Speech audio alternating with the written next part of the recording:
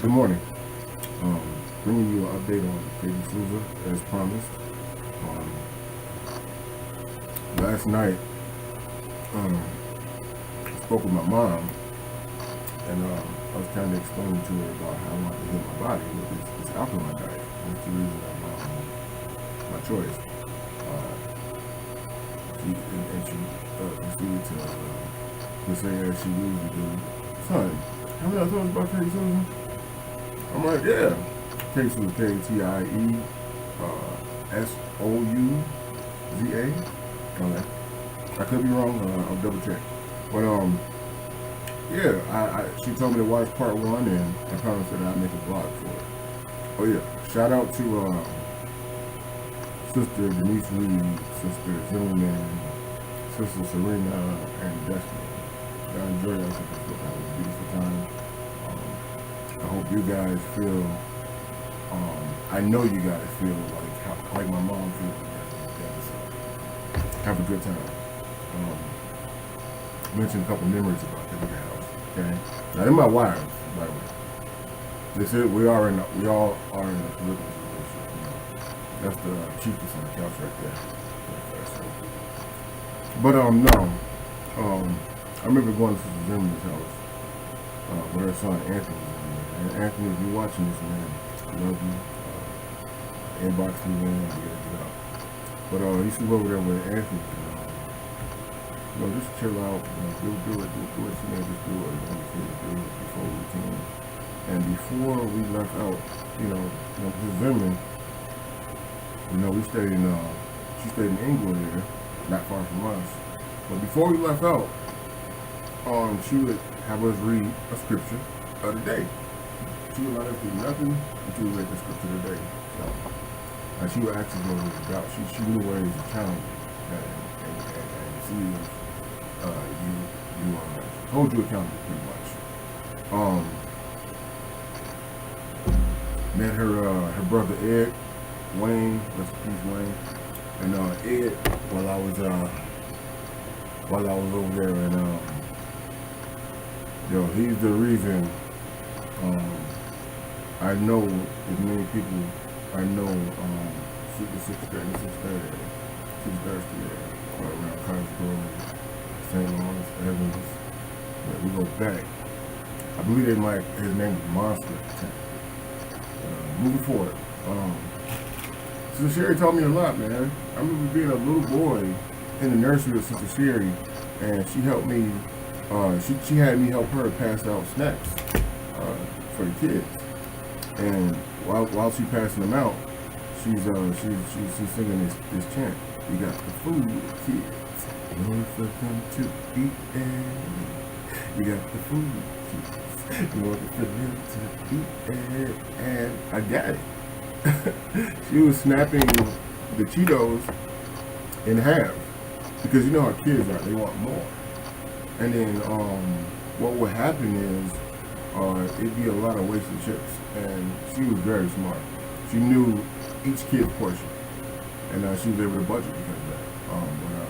The juices, when she poured the juice in the cup, she made sure she poured water in the cup behind it. So it was cool as heck. She was like, whether the kids could tell the difference, and then it wasn't, it didn't have as much of a high sugar intake.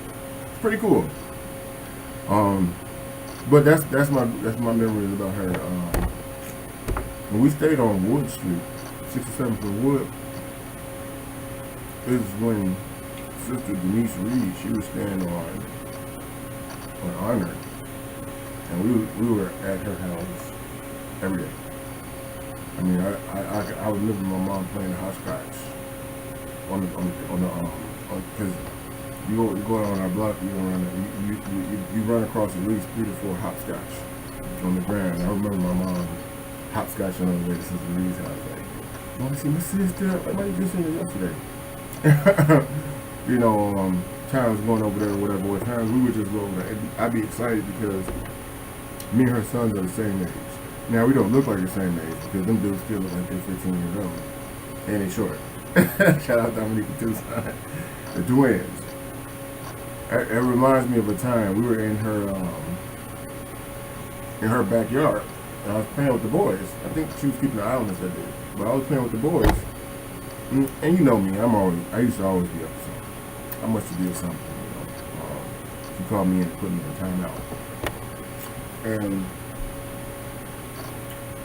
I talked trash. I pouted. I frowned. I tried to mean mug her, tried to roll my eyes. And she was just sitting there so cool. She crossed her legs and was just cool as ever. You know, things that I would say to adults, or things that I would say to, you know, even teenagers, and get a rise from them, you know, and having gained, she wasn't buzzing. She wasn't hearing nothing. She had no time. So, I remember saying, "You're just jealous of me." And before that day, I didn't know what jealous meant, apparently. She said, "Boy, I ain't jealous of you. You even know what jealous means?" That one thing. But she said it so smooth, and since that day, I knew what jealous meant. She always had that laid back, cool, I ain't got time for your stress demeanor. And that's how the Armika carried herself, tripped out. Actually, I noticed her and Crazy act like you, Denise. That's a memory I had for her, had with Sister Denise. Sister Serena, I'm gonna put you and Destiny together.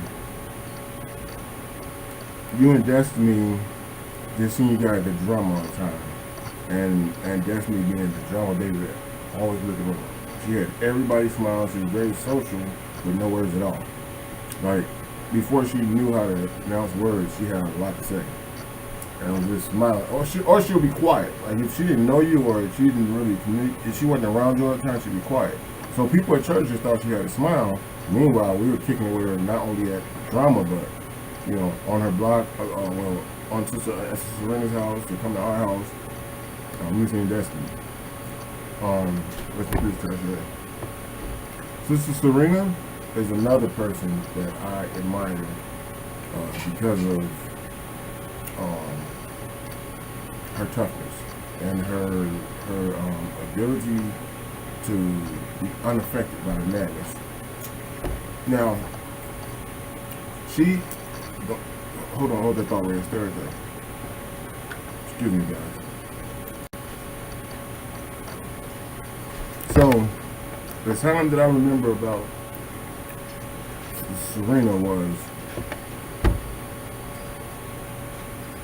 we left drama one day, and we were headed to Burger King. On our way there, I believe this is the time, we hear the police sirens, and we start seeing lights, and she was like, "Oh my God, am I getting pulled over?" I was like, "I think you are." I was like, "What did I do? What did I do?" So the police had pretty much pulled over and wrote her a ticket for driving too slow. But her ability to just be joyous regardless, I always could recommend it, or always commended her joy. She's always had like that utopia, that happiness about herself. Like, Serena's been through a lot, man, and she keeps a smile on her face. Just last night, she was talking crazy about my hair, and it was just making me laugh so hard. Like, she's like, "Corey, you tired?" And she knew I wasn't tired. She was just joking with me because of my eyes and how they look at the time. So that's part of my mom's team. She got more. There's more stories to come. There's more of them. But shout out to them. They're in Orlando right now. My mom's in Virginia, so shout out to y'all. But here's a quick review on kATIE Souza, okay? Let's get it to the point. The title was based on, it's called Soul's Basics, okay? Now, the wounded soul affects every aspect of your life. We spoke on. It controls your emotions. You know, just giving a brief example. The relationships you're in, you know, you may get into an argument and you take the argument a completely different way, or you may get into a debate and you take the debate a completely different way because of your wound, or because of what happened to you. You know what I mean? What happened to you in the past, your soul's wounds, or something that happened to you. Like it could be for your sin that you committed personally, or a sin that was committed against you. That's how we develop the wounds in our soul.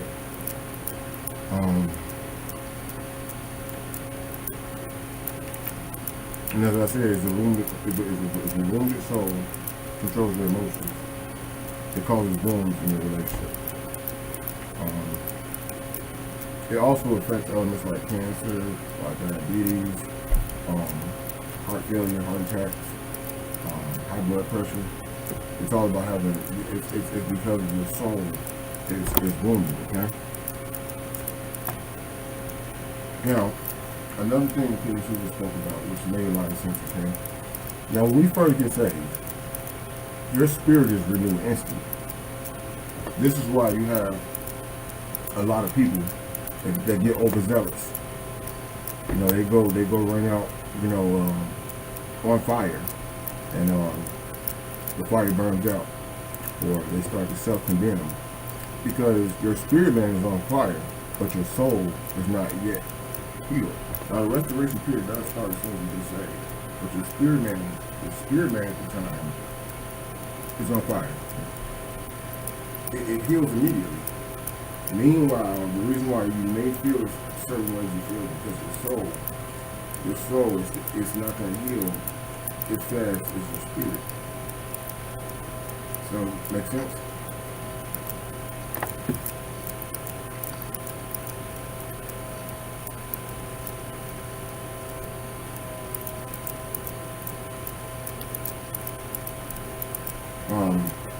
As I stated, the soul needs to be healed from two things, sin and trauma.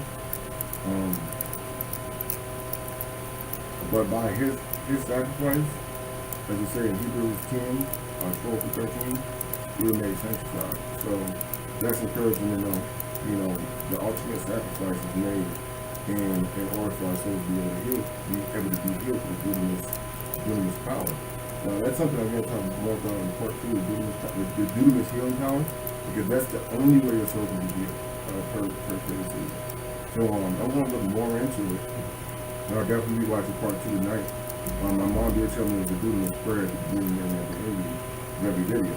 Now, what I'm going to do is I'm going to go back over. I didn't see you doing this prayer on this part one where I watched. I can put the link in the description so you guys can be able to access her. But definitely go search Kaitie Souza. She's amazing. This lady's on point. The proof is in the pudding. I'll let you be able to judge for yourself. Other than that,